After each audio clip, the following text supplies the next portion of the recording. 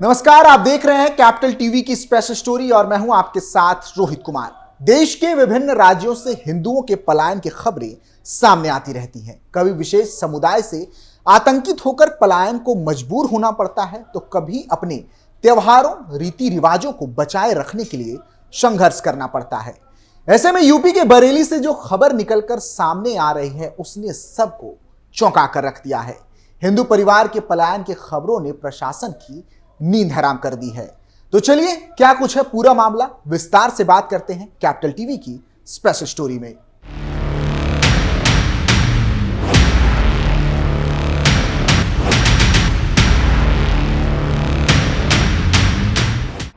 बरेली से हिंदुओं का पलायन की पोस्टर लेकर सड़कों पर उतरे।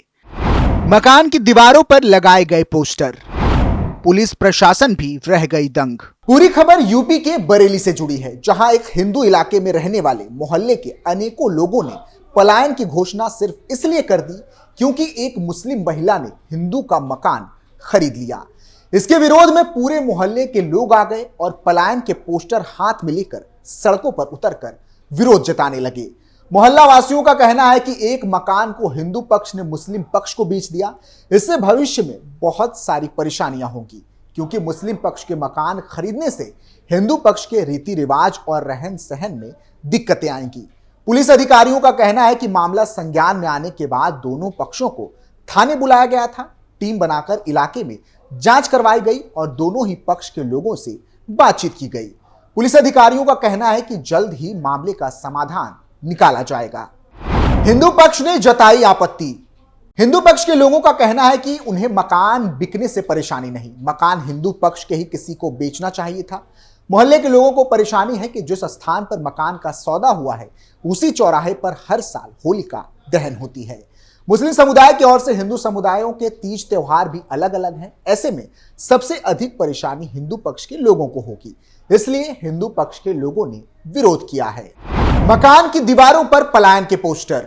हिंदू पक्ष के लोगों ने अपने मकान के बाहर पलायन के पोस्टर लगा रखे हैं। हिंदू पक्ष के लोगों का कहना है कि यदि इस विक्रय सौदे को नहीं रोका गया तो सभी मोहल्ले के लोग पलायन कर जाएंगे, क्योंकि भविष्य में यह मोहल्ला रहने लायक नहीं रहेगा। वहीं विरोध के बाद मकान खरीदने वाली मुस्लिम महिला ने दोबारा हिंदू पक्ष को ही यह मकान बेचने का ऐलान कर दिया है।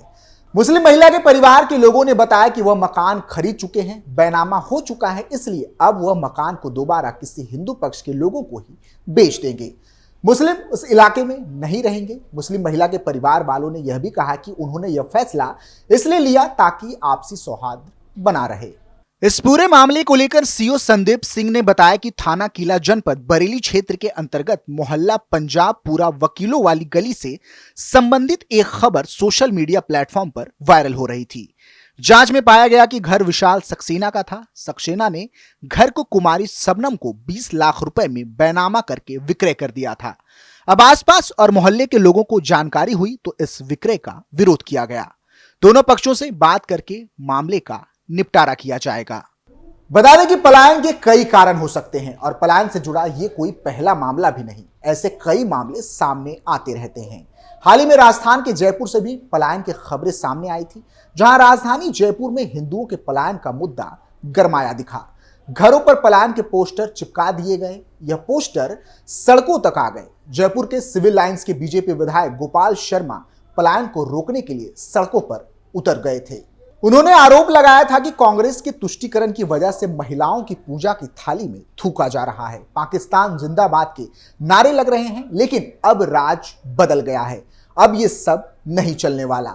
बीजेपी विधायक गोपाल शर्मा ने हिंदुओं के पलायन और कांग्रेस के तुष्टीकरण की नीति के विरोध में जयपुर के शास्त्री नगर में शुक्रवार को जन चेतना यात्रा निकाली। इस यात्रा में बड़ी संख्या में स्थानीय लोगों और बीजेपी कार्यकर्ताओं ने भाग लिया। पलायन के मामले को तूल पकड़ता देखकर विधायक गोपाल शर्मा ने शास्त्री नगर के एक पार्क में आमजन की बैठक बुलाई।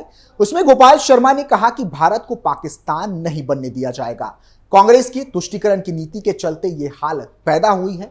पूजा करने जाने वाली महिलाओं पर थूका जा रहा है। मंदिरों पर मांस के टुकड़े फेंके जा रहे हैं। असम की तर्ज पर बनेगा कानून। शर्मा ने आगे कहा कि भारत के क्रिकेट में हारने पर पाकिस्तान जिंदाबाद के नारे लगाए जाते हैं। इसी सोच के चलते देश के टुकड़े हुए।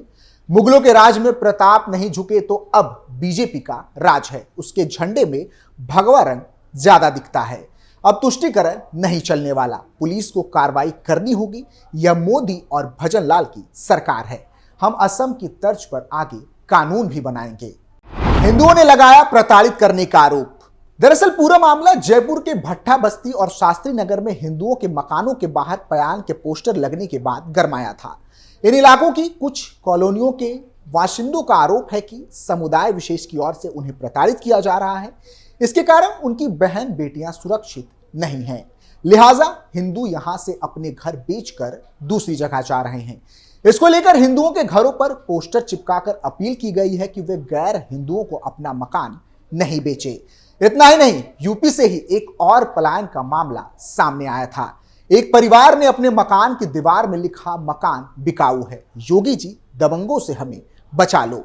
यूपी के जनपद बांदा में ग्राम पंचायत सवेवा के अंश मजरा गौरी का पूर्वा निवासी प्रजापति परिवार ने यह संदेश लिखकर अपने घर के बाहरी दीवारों पर चिपकाकर मकान में ताला बंद कर पलायन कर गए। दबंग के अत्याचार से पूर्व में भी दो परिवार अपनी जमीन बेचने को मजबूर हुए। दोनों परिवार अपना निजी गृह छोड़कर जमीन बेचकर पलायन कर गए। सिंधुआ पुत्र दुर्जा और सुरजा पुत्र दुर्जा को स्थानीय पड़ोसी दबंगों ने इतना सताया कि यह दोनों अपनी जमीन और घर बेचकर पलायन को मजबूर हो गए। इन्हीं दबंगों के कारण प्रजापति परिवार के दूसरे भाई श्याम सुंदर पुत्र दशरथ भी पलायन के लिए मजबूर किए गए। अत्याचारों से परेशान होकर किया पलायन। इस बारे में पीड़ित श्याम सुंदर ने बताया कि दबंग पड़ोसियों के आए दिन अत्याचार से परेशान होकर मैं पलायन करने को मजबूर हुआ। पूरे परिवार को लेकर मैंने निजामत पूर्वा गांव में किराए का मकान लिया, अपने घर में ताला लगा दिया, घर के बाहर मकान बिकाऊ है का पर्चा भी लगाया ताकि हमारा मकान बिक सके। पीड़ित ने बताया कि हमारा यहाँ पुश्तैनिक मकान है, लेकिन दबंग हमारी मकान में कब्जा करने के लिए हमें तरह तरह से प्रताड़ित कर रहे हैं। इसी परिवार ने मेरी पुत्री और पत्नी को भी प्रताड़ित किया। मेरी बेटी के साथ हुई घटना के सिलसिले में गिरवा थाने की पुलिस को अवगत कराया था, लेकिन पुलिस ने किसी तरह की कार्रवाई नहीं की। इस बीच परिवार के पलायन करने की जानकारी मिलते ही पुलिस एक्शन में आ गई। पुलिस ने एक दबंग के खिलाफ लड़की से छेड़खानी का मुकदमा पंजीकृत कर अपराधी की तलाश शुरू कर दी। हैरानी की बात यह है कि ऐसे मामलों की सूची काफी लंबी है। इसी लोकसभा चुनाव के दौरान यूपी का रामपुर भी ऐसी ही पलायन की खबरों की वजह से सुर्खियों में आया था, जहां रामपुर जिले में हिंदू समाज के लोगों ने अपने घर के बाहर पलायन के पोस्टर लगाए थे। ये पोस्टर स्वार इलाके के घोसीपुरा पट्टी गांव में हिंदू समाज के घरों में लगे थे। गांव के ही दूसरे समाज के लोगों से मारपीट के बाद ऐसा किया गया था। दूसरे समाज के लोगों के साथ हुए लड़ाई झगड़े के बाद गांव के कुछ हिंदू समाज के लोगों ने घरों से पलायन के पोस्टर लगा दिए। साथ ही इन लोगों ने मुख्यमंत्री से मदद की गुहार भी लगाई। बता दें कि रामपुर के स्वार क्षेत्र के घोसीपुरा पट्टी मुस्लिम बहुल इलाका है। गांव के ही व्यक्ति दिनेश कुमार का आरोप है कि पास के ही रिजवान से किसी बात को लेकर कहासुनी हो गई थी। गांव के रिजवान नाम के व्यक्ति ने उनके घर में घुसकर मारपीट की। इस मामले की शिकायत पुलिस में भी दर्ज कराई गई थी। इसके बाद भी आरोपी व्यक्ति के खिलाफ कोई कार्रवाई नहीं हुई। तब जाकर पीड़ित परिवार ने इस मामले में सीएम योगी से मदद की गुहार लगाई और तब जाकर पुलिस ने एक्शन लिया और हिंदुओं को पलायन से रोका। बता दें कि पलायन की खबरें दिन प्रतिदिन बढ़ती जा रही है, जिसे लेकर सरकार को और भी सख्त होने की जरूरत है। फिलहाल के लिए इतना ही। आप देखते रहिए कैपिटल टीवी। नमस्कार।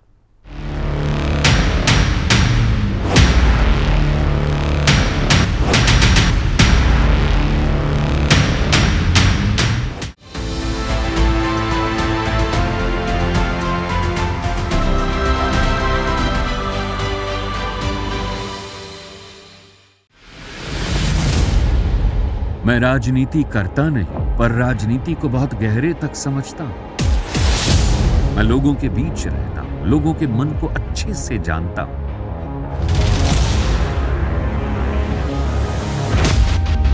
पब्लिक और पॉलिटिक्स की हर नब्ज को खूब पहचानता हूं। संघर्ष की सियासत से सत्ता के सिंहासन तक मैं हर खबर से खरा सच निकालता हूं। ना कोई दौड़, ना कोई race. Capital TV, Uttar Pradesh.